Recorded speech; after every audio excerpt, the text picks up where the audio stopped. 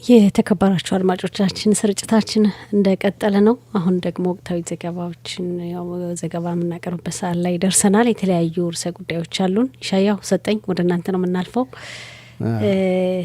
እንግዲህ በሚያሳዝን ሁኔታ ከሊባኖስም ከኢራንም የሚተኮሱ የተለያዩ ጦር መሳሪያዎች እንግዲህ በጣም አደገኛ የሆኑ ሚሳኤሎችን ጨምሮ በእስራኤል በኩል የመከላከል አቅሙን እያየን ነው። ይከሽፋል ግን ቢከሽፍም መሬት ላይ ሳይወድቅ በአየር ላይ እንዳለ ቢበተንም በሰው ሕይወት ላይ አደጋ እየደረሰ እያየን ነው። እንግዲህ ሕይወት እስከ መጥፋት መቁሰልም አለና እንደው ችግሩ ምን ይሆን? ከሰጠኝ እንጀምር። ሰጠኝ ያው ችግሩ እንደሁላችንም ግልጽ ነው። ያለንበት ሁኔታ ጦርነት ነው። እንግዲህ ሚሳኤል ደግሞ ሲተኮስ ያን ሚሳኤል የሚያከሽፈው ሚሳኤል ነው። ሁለቱ ሚሳኤሎች ሲጋጩ ደግሞ የሚወድቅ ፍንጥርጣሪ አለ። የተተኮሰው የሚሳኤል ፍንጥርጣሪም ራሱ ተኩሶ ያከሸፈው ሚሳኤልም ራሱ ፍንጥርጣሪው ይወድቃልና አሁን ጉዳት እያደረሰ ያለበት ሁኔታ ነው የተመለከት ነው። እና ጠላቶቹ ወደ እስራኤል መተኮሳቸውን እንደቀጠሉ ነው። አሁን ረፋዱ ላይ በማዕከላዊ የእስራኤል ክፍል የህንፃ ግንባታ አካባቢ በደረሰ እንግዲህ ፍንጥርጣሪ ውዳቄ አንድ ሰው ህይወቱ እንዳለፈና ሌላ ሰው ደግሞ በጸና እንደቆሰለ ነው እየተገለጸ ያለው። ወደ 6 ቦታ ነው ፍንጥርጣሪ ወደቀ የተባለ። በጣም በሚያሳዝን ሁኔታ እንደዚህ ህይወት ማለፉ በጣም እንግዲህ እየቀጠለ ያለፈውም የምናስታውሰው ነው። በቤት ሸሜሽ በቴል አቪቭ የነበረውን ትላንት በሪሾን ለጽዮን ከተማ ምሽት ላይ አንዲት ሴት በመካከለኛ ሁኔታ ቆስላለችና ያለው ጉዳት እንደቀጠለ ነው። ያው ሊባኖስም ሂዝቦላ በሊባኖስ በኩል ሂዝቦላ በኢራን ደግሞ ያው የኢራን መንግስት ወደዚህ ወደ እስራኤል ምንም ሰላማዊ ዜጎችን ሂሳብ ውስጥ ያላስገባ በሁሉም ቦታ ላይ ይተኩሳሉ። ስለሚተኩሱ ያው እንደ እስራኤል እንደው መከላከያ ከአሜሪካ ጋር ተጠናክሮ እየመለሰው ነው እንጂ እነሱ እንደሚተኩሱት እና ምንም ሳይለዩ ወታደራዊ ቦታዎች ሳይሉ በሰላማዊ ሰዎች ላይ ሁሉ እየተኮሱ የከሸፈ ነው እንጂ ብዙ ጉዳት የሚያደርስበት ሁኔታ አለ። ሂዝቦላ ከሊባኖስ ነው ይተኩሳል። ኢራን ያው ከዛ መካከለኛው ምስራቅ ሆና ትተኩሳለች። በእስራኤል በኩል ደግሞ ይህን ለማስቀረት ጥረት እየተደረገ ነው። ህዝቡ እንግዲህ መመሪያዎችን በማክበር ራሱን ለመጠበቅ የሚያደርገው ጥረት አለ። እሱ ነው ይበልጥም እያገዘ ያለ ከመከላከያው ባሻገርና ያለው ነገር የሚያሳዝን ነው። ወርቅነሽ ያው በየጊዜው እንደዚህ ጉዳት ህይወት አለፈ መባሉ የሚያሳዝን ነው። በጣም ያሳዝናል። ኢሻያው እንዴት ነው የምትመለከተው? በእርግጥ የአየር ኃይላችን ክፍለ ጦር በእውነትም እየወሰደ ያለው መጠነ ሰፊ የሆነ እያጠቃ ነው የሚገኘው በተለያዩ አቅጣጫዎች በሊባኖስ በኢራን በኩል። አሁን ጠላት ከሁለቱ ሀገራት ወደ እስራኤል ግዛት የሚወነጨፉ የረዥም ርቀት ተምዘግዛጊ ሚሳይሎች ክብደት አላቸው። የሚወነጨፉትም በከባድ የጭነት መኪና ላይ ነው የሚወነጨፉት እና አሁን የአየር ኃይላችን በጸረ ሮኬት ሚሳይል በአየር ላይ እንዳሉ ከመውደቃቸው በፊት ያመክናቸዋልና ያ ከባድ ያለው ሚሳይል ብረታ ብረት ነው። ከሁለት ጉምድ ብሎ ፍርክስክስ ሲልና ወደ ተለያዩ ቦታዎችን ያዳሳልና መሬት ላይ በሚወድቅበት ጊዜ ነው እንግዲህ በሰው ላይ ጉዳት እያደረሰ ያለውና በዚህ ምክንያት ነው እንግዲህ ያው ወደ መሀል ሀገር የተወነጨፈ ከኢራን የተወነጨፈ ረጅም ርቀት ተምዘግዛጊ ሚሳኤል የአንድን ሰው ሕይወት አጠፋና ወደ 2 ሰዎች ደግሞ እንደቆሰሉ ይነገራልና ለዚህ ሲባል ነው እንግዲህ በተደጋጋሚ ጥንቃቄ የሚያስፈልገው እና በተቻለ መጠን የሮኬትና የሚሳኤል መከላከያ ክፍል መገኘት ያስፈልጋል። ለዚህ ነው ማስጠንቀቂያ ዶል ጩኸት የምንሰማው ደህንነታችን ሕይወታችን እንድንጠብቅ በሚል ነው እያሉም የደጀን እዝ በተደጋጋሚ መመሪያዎችን እያስተላለፈ ነው። የምን የደጀን የመከላከያ ሰራዊት የደጀን እዝ ፒቁዳ ወሬ ብቻ ሳይሆን የሬዲዮና የቴሌቪዥን ጣቢያዎችም በዚህ ላይ ባተኮረ ነው ዜጎችን ለማዳን ሕይወት ለማዳን እንግዲህ ከመከላከያ ሰራዊታችን ጋር በመተባበር አስፈላጊ መረጃዎችን መመሪያዎችን እያስተላለፍን ነው የምንገኘው። ወርቅነሽ ያው እዚህ ላይ ሻያው ካለው እንደው ወርቅነሽ የምጨምረው እነዚህ ሚሳኤሎች አሁን ኢራን ከቅርብ ጊዜ ወዲህ እየተኮሰች ያለው እንደውም አንድ ጊዜ ሲተኮስ ከላይ ፍንጥርጣሪው በጣም በብዙ ቦታ ላይ የሚሆንበት ሁኔታ ነው ያለና ከ5-10 በላይ ፈነጣጥሮ ያም እንደው እንዳለፍ የሚፈነዳው ነገር የሚወድቅበት ሁኔታም ሁሉ አለና አደጋው ቀላል አይደለም። አሁን የምናየው ከቅርብ ጊዜ ወዲህ ከቤት ሸሜሱ ቀጥታ ጥቃት ውጭ ያለው በፍንጥርጣሪ ጉዳት ነውና አስፈላጊው ጥንቃቄ ማድረግ የሚያስፈልግ ነው ለማለት ነው። አዎ ሰጠኛውን ያልከው ሌሊት ላይ በርሾ ለጽዮን ደረሰ የተባለው ጉዳት ልክ ባልከው መንገድ ነው። ከኢራን የሚተኮሱ ሚሳኤሎች ትንንሽ ሚሳኤሎች የታሸጉበት ትልቅ ሚሳኤል እንደው በቀላሉ የሚገባ ከሆነ እንደዚህ ነው። የገለጽሽበት መንገድ ጥሩ ነው። ያው ልክ እንደዛ ነው የተባለውና በሚገርም ሁኔታ በመሀል ሀገር የተለያዩ ቦታዎች ወድቋል ሌሊት ላይ ቦታውን መጥራት ያው አስፈላጊ አይደለም እንጂ እና ርሾ ለጽዮን የደረሰው ጉዳት እንግዲህ የከተማው ከንቲባ ወደ መጠለያ እንዳልገባች ነው የገለጸው ጉዳት የደረሰባትን።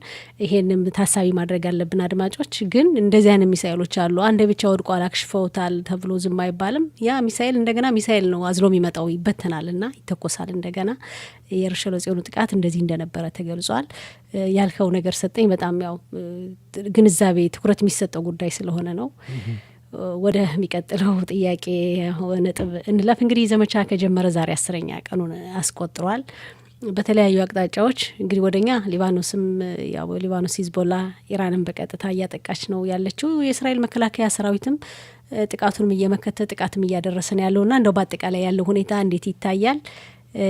ከይሻያው እንግዲህ በወቅታዊ ዘገባ ላይ በዚህ የዚው የኦንበሳው አገሳ ሻጋታሪ የተሰኘው የጦር ዘመቻ ከጀመረ እንደው ዛሬ 10 ቀናቱን አስቆጠረና በዚሁም የሮኬትና የሚሳኤል እንዲሁም ያለ ሰው አውሮፕላን ወደ እስራኤል ግዛት ጠላቶች እየወነጨፉ በሚገኙበት ጊዜ በዚህ ባሳለፍነው 10 ቀናት ነው ዛሬ እንግዲህ በዚህ በእስራኤል በኩል ቢያንስ ወደ 12 የሚሆኑ ሰዎች ከዛም በላይ ባለሳሳት ሕይወታቸውን አጥተዋል፣ ተሰውተዋል። ነፍሳቸውን ይማር። ሰላማዊ ዜጎችን አልባ በወታደሮችን ሳልጨምር በሰላማዊ ዜጎችም ሕይወታቸውን አጥፍተዋል። ያላነሱ ሰዎች ደግሞ እንደቆሰሉ ነው እየሰማን ያለውና ይህንን በተመለከተ የመከላከያ ሰራዊታችን ጸባህ ጋና ለእስራኤል በሊባኖስ በኩል የሂዝቦላን ሽብር ፈጣሪ ድርጅት ድባቅ ለማድረግና በዋናነት በአዋሳይ ድንበር ከሊባኖስና እስራኤል አዋሳይ ድንበር አካባቢ በቅርብ ርቀት መገኘት የለበትም፣ ደቡብ ሊባኖስን መልቀቅ በዛ አካባቢ ይህ ሽብር ፈጣሪ ድርጅት መገኘት የለበትም በሚል የእስራኤል መከላከያ ሰራዊት እስከ ሊባኖስ ዋና ከተማ ቤይሩት ድረስ ከባድ ማጥቃት እርምጃ እየወሰደ ነው። ታማኝ መረጃዎችን በመታገዝ ቀንደኛ አሸባሪዎች የሂዝቦላ ጦር መሳሪያ ታጣቂ አሸባሪዎች የሚገኙበት ቦታ እየተከታተልም በአየር ላይ እያጠቃ ነው የሚገኘው። በዚህ በቃ እያለ አይደለም። የምድር ጦር ሰራዊትም ሳይቀር ወደ ሊባኖስ እየገባም የጠላትን ዓላማዎችም እያጠቃ ነው የሚገኘው። እንግዲህ በዚህ ላይ በኢራን በኩል እየተወሰደ ያለው ወታደራዊ የማጥቃት እርምጃም የእስራኤል አየር ኃይል ክፍለ ጦር ብቻ ሳይሆን ይህንን ጦርነት በዋናነት እንደ የምትመራው የፕሬዝዳንት ዶናልድ ትራምፕ ሲሆኑ የእሳቸው መከላከያ ሰራዊት ደግሞ የባህር ኃይሉም የአየር ኃይሉም በኢራን ላይ ከባድ የማጥቃት እርምጃ እየወሰዱ ነው። በዋና ከተማዋ ቴሄራን የመንግስትን ተቋማት የወታደራዊ ሰፈሮችን እየደበደቡ ናቸው። በጣም ከባድ የሆነ ድብደባ እንደደረሰባቸው በኢራኖች ላይ ይነገራል። አሁን እየቀጠለ ሲሆን ትናንት ወዲያ ደግሞ በቴሄራን ከተማ የሚገኙ የነዳጅ ዘይት ማደያ ጣቢያዎችም ተደምስሰዋል።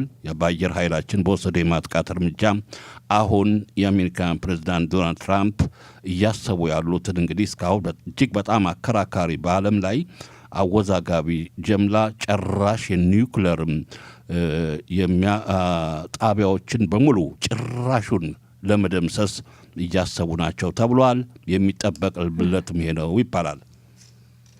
ሰጠኝ ያለው አጠቃላይ ጦርነቱ ሁኔታ ምን ይመስላል በአንተ እይታስ? ጦርነቱ ቀላል አይደለም።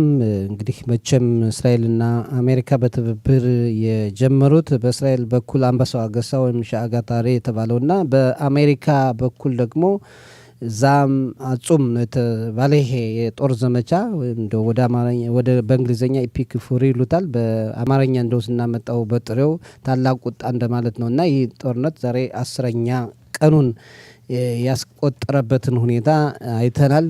ቀላል አይደለም። እነሱም ቢሆን ኢራናውያን ለ47 ዓመታት ያክል የተዘጋጁበት በመሆኑ በእስራኤልም ይኸው እንግዲህ 10 ቀናት ያክል ብዙ መደበኛ ነገሮችን ያስቀሩበት ሁኔታ፣ በመካከለኛው ምስራቅ ብዙ ችግር እየፈጠሩ ያለበትን ሁኔታ እናስተውላለን። አሁን ሻያው እንዳለው የእስራኤል አየር ኃይል፣ የአሜሪካ አየር ኃይል፣ የአሜሪካ ባህር ኃይል በመተባበር ነው እንግዲህ እርምጃ እየወሰዱ ያሉት። እንግዲህ እዛ አካባቢ በተለይ የኒውክሌር ተቋሙ የሚሳኤል ፕሮግራሞች እንዲሁም ደግሞ አስተዳደሩን የመቀየር ስራ ይሰራል እየተባለ ነው።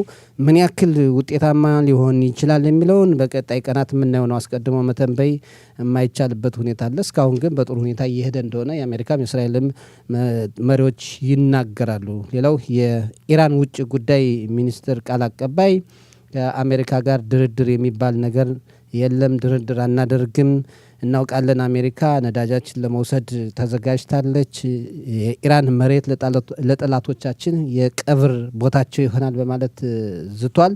የተለመደ ጉዳይ ነው። ግን በጦርነቱ አሜሪካና እስራኤል የበላይነትን እያሳዩ ያሉበትን ሁኔታ ተመልክተናል። በቀጣይ የታሰበውን ውጤት ያመጣል ወይ? ጊዜ የሚፈርደው ይሆናል። ወርቅነሽ አዎ እንግዲህ በሂደት የሚታይ ጉዳይ ነው እንዳልከው። ሰጠኝ ካንተ ጋር እንቆይ። በኢራን እንግዲህ የአያቶላው አገዛዝ ለመገርሰስ በሚካሄደው ጦርነት መንፈሳዊ መሪው በጦርነቱ መጀመሪያ ቀን እርምጃ ተወስዶባቸዋል፣ ተገድለዋል። በሳቸው ምትክ ልጃቸው እንደተመረጠ እየሰማን ነው። ዛሬ የተረጋጋ ሁኔታ፣ ጥሩ ነገር አይሰማም። ተመርጠዋል፣ ግን ደግሞ በይፋ የሹመት ስነ ስርዓት አልተካሄደም ይባላል። ለምን ተመረጡ? ምናልባት በህይወት ይቆዩ ይሆን አይቆዩ የሚል ነገር አለና እንደ ይህን ሁሉ ጩኸት ያስነሳው ምክንያቱ ምን ይሆን? ሰጠኝ እንግዲህ እስላማዊ አስተዳደር አሁን ያለውን ነገር ለማስቀጠልና የሀሚናይን ለጋሲ እንዲቀጥል ለማድረግ ልጃቸውን ሙጅታባ ሀሚናይን እንዲሾም አድርጊያለሁ ማለቱ የሚጠበቅ ነው። ይሄ በህዝቡ ዘንድ ወይም ደግሞ እነሱን ሲደግፍ የነበረውን አካል ለማሳመን የሚያግዛቸው መስሎ ነው የሚታየው። ግን ይሄ ሙጅታባ ምን ያክል ውጤታማ ሊሆን ይችላል? ምን ያክል በህይወትስ ሊቆይ ይችላል? ከአሜሪካና ከእስራኤል ጥቃትስ ድኖ እንዴት ነው ሀገሪቱን ሊያስተዳድር ይችላል የሚለው ነገር አጠያያቂ ነው።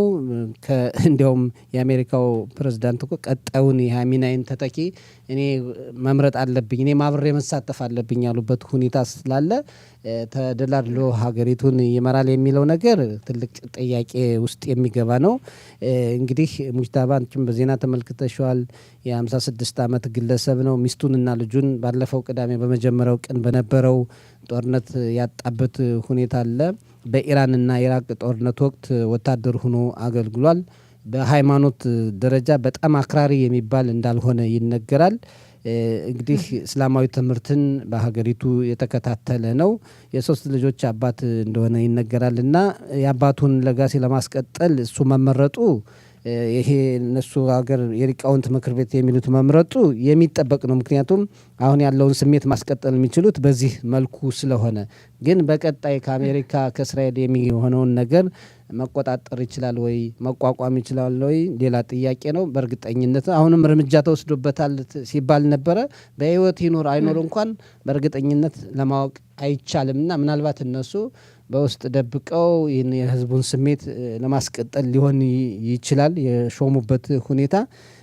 በቀጣይም ከአሜሪካ ከእስራኤል ስምምነት ከሌለና ያንን አካባቢ አስተዳደር ይለወጣል የተባለውን ነገር የሚለውጥ ነገር ከሌለ ሙጅታባ ብዙ ይቀጥላል የሚል እምነት የለኝም።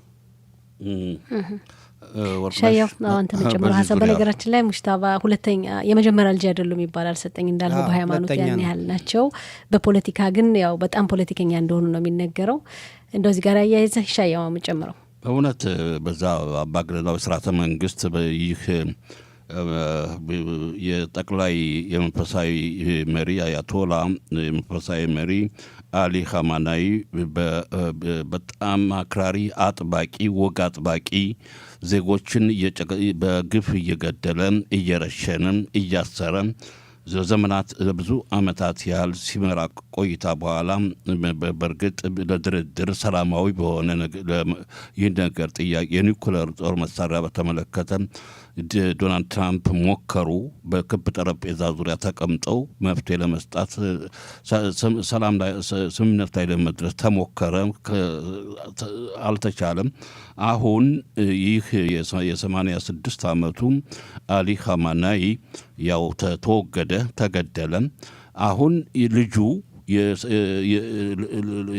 እሳቸው ልበላቸው የእሳቸው ልጅ ደግሞ በ56 ዓመት ዕድሜ ክልል ቅድም እንደገለጻችሁትም በዚህም ይህን ነገር ስልጣን በእንዲህ አይነት ችግር ላይ በጦርነት ደግሞ ይህን ስልጣን የሚወስደው ጠቅላይ መሪ ለመሆን የአባቱን ኑዛዜ ለመፈጸም ካልሆነ በስተቀር እፎይ ብሎ የሚተኛ አይመስለኝም። ለምን ከትናንት ወዲያ ትራምፕ የተናገሩት ምንድን ነው? የኢራን ጠቅላይ አዛዥ ሁነህ ለኢራን ህዝብ ለመምራት ከኔ ፍቃድ መውሰድ አለብህ አሉ።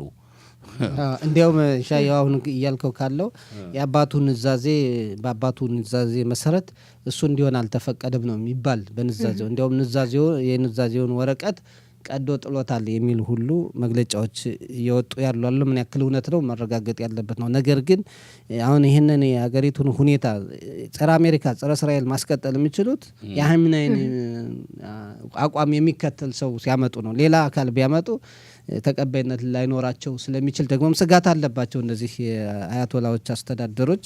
ሌላ አካል ቢመጡ ያኛው ከአሜሪካ ጋር ከእስራኤል ጋር ተባብሮ ይገለብጠናል የሚል ስላለ ነው ይህን እሱንን የሾሙት የሚባለው። ግን ምን ያክል ተግባር ላይ ይውላል ስራውን ያከናውናል የሚለው ሁልቀን እንደሰጋ ያው ከዛፍ ላይ እንቅልፍ እንደሚሉት እንደዛ ነው የሚኖር። አባቱን የደረሰው ግድያ በሱ ጭንቅላቱ ላይ ሊደርስ ይችላል። በዝም ብሎ አይኖርም። ዝም ብሎ የሚተኛ አይመስለኝም። ጦርነቱ በጣም ተባብሶ ነው ያለው። ደግሞ አሁን ለተሾመው ጠቅላይ መሪ የአያቶላ ልጅ በሱን ድጋፍ በማድረግ በኢራን ዋና ከተማ ደጋፊ ህዝብ አደባባይ ወጡ። የድጋፍ ለማሳየት ስርዓተ መንግስት መኖሩን ለማሳየት አሁን የሚደርሰን መረጃ የሚያሳየው ምንድን ነው? በዛ በጣም ከባድ በአየር ላይ ቦምብ እየጣለ ይሆን ይነገራል። መስመር ያለው አሮጌ መስመር ስርዓተ መንግስት የሚቆይ አይመስለኝም በእኔ በኩል። እንግዲህ ይሄን ጊዜ የሚፈርደው ጉዳይ ነው። በይፋ እየተዛተበት ነው። ለማንኛውም እንግዲህ አሁን የተሾመው በኻሜኒ ስልጣነ መንግስት ላይ የሚቀመጠው ልጃቸውና ውላድሮም የሆነውን እናያለን። እውነትም ከሆነ እንግዲህ ሰው በህይወትም ካለ ስልጣኑ የሚይዘው ከሆነ መቼም መውጣቱ አይቀርም ህዝብ ፊት ለፊት። እናመሰግናለን። ወደሚቀጥለው ዝግጅት እናመሰግናለን። አዲሱ ማን ነው? ኻሜኒ ስማቸው ደግሞ ጉድ ነው። አሁን የተሾመው ጠቅላይ እንዴት አላችሁ? ሙጅታባ ኻሜኒ በአንዳንድ ጊዜ በአማርኛ ካሚኒ ይሉታል። ብዙ ጊዜ ኬ ከፊት ስትሆን በእንግሊዝኛ ማትነበበውን ነገር ኢትዮጵያ ውስጥ ትነበባለች። ለምን እንደሆነ በዚህ በእስራኤል ኻሜኒ ሲሉ ነው የምንሰማ። እኛም ያን ነው የምንቀጥል። እኛ ዕብራይስጡን ነው የምንጠቀመው። እኛም የሀበሾችም ጥሩ የሆነ ስም አለን አይደለም እንዴ? እሺ እንግዲህ እናመሰግናለን። ወርቅነሽ አይቸው ሻለቃ አይቸው መስመር ላይ ነው። ወደሱ ነው የምናልፍ። ፒቁዳ ወሬፍ የደጀን ባልደረቦች እንዴት ናቸው? አለን ደህና ነን እግዚአብሔር ይመስገን። እንዴት ነው? ጓድ እኮ ይባላል። በደርግ ዘመን ጓድ ይባላል አይደል? ጓድሻ ጓድ የሚለው በደርግ ዘመነ መንግስት ጓድ በጓድ ነው መጠሪያው ከማዕረግ በፊት ነው እንግዲህ ጓድ ማዕረግ ለሌሎች ጓድ የሚባለው በየመስሪያ ቤት ይመስለኛል። በደርግ ዘመነ መንግስት በንጉስ ማን ነው ኮሎኔል መንግስቱ ኃይለማርያም 17 ዓመት ኢትዮጵያን በሶሻሊስት በሩሲያ ተደግፈው በኩባዎቹ ያን ጊዜ ጓድ ይባባል ነበር። አይቼው እኮ ያኔም ሻለቃ ነበር ታውቃለህ። ማን አይቼው እድሜው አሁን በመከላከያ ስራ ያን አይደለም። አሁን በመከላከያ ሰራዊታችን ነው ሻለቃ የሆነው አይቼው ባየ። ኧረ እንዴት ነው አሁን ያለው ምንድን ነው? በእውነትም ጠላቶች ከደቡብ በሊባኖስ ከኢራን በኩል እንዲያው በተከታታይ ሁኔታም ሚሳኤሎችን እየወነጨፉ ነው። ይህን ሁኔታ ምንድን ነው? በሰው ላይ ጉዳት እያደረሰ ነው እና ምን ይላል ፒቁዳ ወሬፍ? አመሰግናለሁ። ሻየው በሰው ላይ ጉዳት እየደረሰ ነው። ወደ 2 ሰዎች የሚሆኑ ህይወታቸውን አጥተዋል። ከ6 በላይም የቆሰሉበት አጋጣሚ አለ። ይሄ የሚያሳየው ከሞላ ጎደል በተሰጠን የጊዜ ገደብ ውስጥ ወደ አደጋ መከላከያ መጠለያ ክፍል ባለመግባት እንደሆነ እየተነገረው፣ በዚህ አንጻሩ ደግሞ ሌሎችም እንደዚሁ በተለይ በመካከለኛው ሀገራችን ውስጥም ከ2 ቦታዎች እንደዚሁም የስብርባሪው ጸረ ሚሳኤሉ ስብርባሪ ወደቀባቸው ቦታዎች አሉ። እዛም መመሪያውን ሰምተው በመመሪያው መሰረት ወደ አደጋ መከላከያ መጠለያ ክፍል የገቡት ሰዎች ህይወታቸውን ሲያድኑና ጉዳት ሳይደርስባቸው መቅረቱ ያው ለህንፃዎች ለቤቶች ግን ፍርስራሽነት ቢደርስም ለእነሱ ላይ ግን በሰው ላይ ጉዳት ሳይደርስ ያለፍንበት ሁኔታ አለ። ይህ የሚያሳየው ነገር ምንድን ነው? በማስጠንቀቂያው መሰረት ብንመራ ህይወታችን ጉዳት ሊደርስብን ከሚችል ወይም አደጋ ከሚደርስብን ነገሮች ልናተርፍ ልናድን እንደምንችል ይሄ እያመሳከረልን እየነገረን ነው። ስለዚህ በተለይ አንደኛው አሁንም በአንድ በከተማ ውስጥ እንደዚህ ተመተው በጠና ቆስለው ወደ ሆስፒታል ሄደው ቀደም ሲል ስንነጋገር እንደነበረው ልክ የአደጋ ማስጠንቀቂያ ደወል ሲሰማ ወደ አደጋ መከላከያ መጠለያ ክፍል መግባት ሲገባው መስኮት ላይ ቆሞ ለመቅረጽ ሙከራ እያደረገ በነበረበት ሰዓት ነው ይሄ ጉዳት የደረሰበትና አሁን በጠና ታሞ ሆስፒታል ተቆስሎ ሆስፒታል ሄደበት አጋጣሚ አለ። ስለዚህ የደጀን እዚህ የሚሰጠው መመሪያ ተግባራዊ እናድርግ። ትናንትም ተነጋግረናል፣ ጠዋትም አውርተናል። አልፎ የሚሄድ ዝናብ አይምታህን አያርጥብህን ይላሉ ትላልቆች ሲመርቁና ይሄ ደግሞ አልፋ ለምትሄድ ጦርነት ህይወታችን ባናጣ መልካም ነው፣ ጥሩ ነው። እዚህ ላይ አይቼው እንደው እንድትመለከታቸው ፈልግ ነው ከታዘብኩት። ትላንትና አጋጣሚ ሆኖ አንዳንድ ገበያ ቦታ ላይ የሄድኩበትን ተመልክቻለሁ። በጣም በርካታ ሰዎች አሉ እና እንደውም ማስጠንቀቂያውም ሲወጣ ያልሄዱበት እዛው የቆሙበትን ሁኔታ ተመልክቻለሁ እና እንዲህ አይነት ነገር ቸልተኝነት የሚታይበት ሁኔታ እንዳለና አንዳንዶች ደግሞ ምንድነው የምትፈራ ዝም በል ምናምን ሲሉ ሰምቻለሁ እና እንደው እዚህ ላይ እውነት ነው። ይሄ ነው በቃ ትልቁ አሁን ችግሩ ነው ያለው። አደጋም የደረሰብን ያለው ይሄ ነው። ገበያ ቦታም ሄድን፣ ውጭም ወጣን፣ ራሱ ቤት ውስጥ ቁጭ ብለንም የአደጋ ማስጠንቀቂያው ስንሰማ ማንገባበት አጋጣሚ አለ። በተለይ አሁን ደግሞ ቅድመ ማስጠንቀቂያው ይሰጣል። ከቅድመ ማስጠንቀቂያው በኋላ ነው የአደጋ ማስጠንቀቂያ ደወል የሚመጣው እና አንዳንዴ ከአሁን በፊትም በዚህ ዙሪያ ተነጋግረናል። ቅድመ ማስጠንቀቂያው ለሁሉም ነው። በጠቅላላው ከኢራን ሮኬት ሚሳይል ሲወነጨፍ በጠቅላላው በሀገሪቱ ቅድመ ማስጠንቀቂያ ይላካል። ከዛ አቅጣጫውን ታይቶ መካከለኛው ነው ወይስ በደቡብ ነው ወይስ በሰሜኑ ተብሎ ከዛ አቅጣጫው ሲታይ ያ አካባቢ የአደጋ ማስጠንቀቂያ ደወል ይሰማል። እነዛ ቅድመ ማስጠንቀቂያውን የሰሙትና የአደጋ ማስጠንቀቂያ ደወል ያልሰሙት ግን ምንድን ነው የሚያደርጉት? አይ ያው ነው ይኸው አሁንም እንደዚህ ያለው እያሉ የሚቀሩበትኝ ሁኔታ አለ። ወይም በቃ ነገሩን የመለማመድ ሁኔታ ይኸው አሁን ይጮሃል፣ እንደዚህ አይልም፣ እንደዚህ ያደርገን እንዲያርጋቢ ያደርገን የራሱ ውሳኔ እየወሰድን የምንቀበለው ሁኔታ አለ። ይህ እኮ ህይወትን አድን ነው፣ ነፍስ አድን የሆነ ስራ ነው ድርጊት የሚካሄድ ያለው። ለዚህ እኮ ይሄ እዚህ ደረጃ ላይ ለመድረስ ሰዎች ስንትና ስንት ድካም ተደክሞበት ይህን ቴክኖሎጂ የወጣው እኛን ህይወታችን ለማዳን በተለይ ደግሞ በአደጋ ጊዜ ከአደጋ ራሳችን እንድንከላከል ተብሎ እየተደረገ ነው እና መስማት፣ ማዳመጥ፣ በመመሪያው መሰረት ህይወታችን መምራት ነው እንጂ ያለ መመሪያው እየሄድን ለምን ችግር ይደርስብን ጉዳት ይደርስብን እናደርጋለን? እዛ ቦታ አሁን ገበያ ቦታ ሰዎቹ እንደዛ ግማሽ አልሄድም ማለታቸው አንዱን አይቶ ይቀራል። ይሄውን ነገሌስ መቼልና ይሄውን ነገሌስ ምን ቸላ አደረጉን ይላል። አንደኛው ግን ወደ አደጋ መከላከያ መጠለያ ክፍል ፈልጎ ሄዶ የገባውን ግን እንዳውም ሊሰድቡትም ይችል ይሆናል፣ ፈሪ ሊሉትም ይችላል፣ ምንድነው እንደምትሆን ሊሉትም ይችላል። እና ይሄ ጉዳዮች ተገቢ አይደለም። ከዚህ በነገራችን ላይ ማጠቃለያ ፒኩድ አውሬፍ የደጀን እዝ በሀገር ውስጥ የጸጥታ መደፍረስም ሆነ በውጭ ሀገር የተፈጥሮ አደጋ በሚደርስበት ጊዜ ያው አስቸኳይ ድጋፍ እርዳታ ለተጎዱ ሰዎች ለማድረግ አብሮ ይዘምታል ያንተው ክፍል። በዚህ ማነሳው ጥያቄ ምንድን ነው ነኺም የአካል ጉዳተኞችም አሁን እነሱን ማን ነው ወደ የምሳሌ የሮኬት መከላከያ ክፍል ለመግባትም እንኳ አልቻሉም።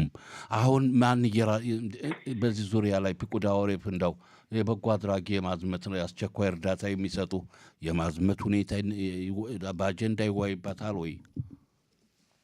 ይኸውልህ ሻየው ጠየቀው፣ ጥሩ ጥያቄ ነው የጠየቀው። ለዚህ አይነት ጥያቄዎች መልስ የሚሰጠው እንግዲህ አስቀድመን እንዘጋጅ የምንልበት ሁኔታም አለ። ከአሁን በፊትም የተነጋገርንበት ሁኔታ ነው። እንደዚህ አይነት አቅመ ደካማ ያሉ ሰዎች ካሉበትኝ በከተማው ከንቲባ ተደውሎ የከተማው ከንቲባ ለነሱ ማለት እነኚህ ሰዎች ነው በተለይ አደጋ መከላከያ መጠለያ ከሌላቸው ለእንደነዚህ አይነት ሰዎች የሚያገለግል ራሱን የቻለ የተዘጋጀ ቦታ አለ። በቀጥታ ማድረግ የሚያስፈልገው ምንድነው? ለከተማው ከንቲባ ደውሎ እነኚህ አይነት ቦታዎች በጋራ ልንጠቀምባቸው የምንችል ቦታዎች የት አካባቢ እንዳሉ አስቀድሞ በመጠየቅ በቦታዎቹ መሄድ ይቻላል። ይህ ለእንደዚህ አይነት ጉዳይ ተብሎ እየተዘጋጀ ነው። አካለ ስንኩላን ወይም ራሳቸው መንቀሳቀስ የማይችሉ ራሳቸውን ችለው መዘዋወር የማይችሉ ሰዎች ብቻም ሳይሆን እቤቱ የአደጋ መከላከያ መጠለያ ክፍል የሌለው አሁንም የአደጋ ማስጠንቀቂያ ደወል ሲሰማ መውረድ መውጣት አቅም ላነሰው ወይም አልፈልግ የሚል ሰው ካለ ወደ በጋራ የምንጠቀምበት የተዘጋጀ ቦታ አለ። ወደዛ ሄዶ ራሳችን ከአደጋ መከላከል እንችላለን። እና ዋናው ነገር አስቀድመን ኮንታክት ከከተማው ከንቲባ ጋር ግንኙነት ማድረግ አሁንም ቢሆንም አልዘገየም። የዚህ አይነት ችግር ያለባቸው ሰዎች የዚህ አይነት አሁን በመቸገር ላይ ያሉ ካሉ ወደ ከተማው ከንቲባ ደውለው በዛ መሰረት አስፈላጊውን እርዳታ ሊቀበሉ። እንዲያውም በአሁኑ ሰዓት ከፍተኛ እርዳታ የሚሰጥበት ነው። በየትኛውም ነገር በተለያዩ በአደጋ መከላከያ መጠለያ ክፍሎች ዙሪያ ከፍተኛ ትኩረት ተሰጥቶበት እየተሰራበት ያለበት ሁኔታ ነው። ምንም እንኳን አንዳንዴ የኛ ወደኋላ የመቅረት ሁኔታ ይሄን ነገር እንትን ሊለን እስካሁን ዝም ብለን በመጠበቃችን ትንሽ ጥሩ ባይሆንም ነገር ግን አሁንም ቢሆን አልረፈደም። መደወል ይችላል፣ ማሳወቅ ይቻላል። አስፈላጊ ነው። አይቼው እንግዲህ ሌላ ነገር ካለ ደግሞ ወይ በኋላ ወይም ለምሽቱ ፕሮግራማችን እንመለከታለን። እናመሰግናለን። በጣም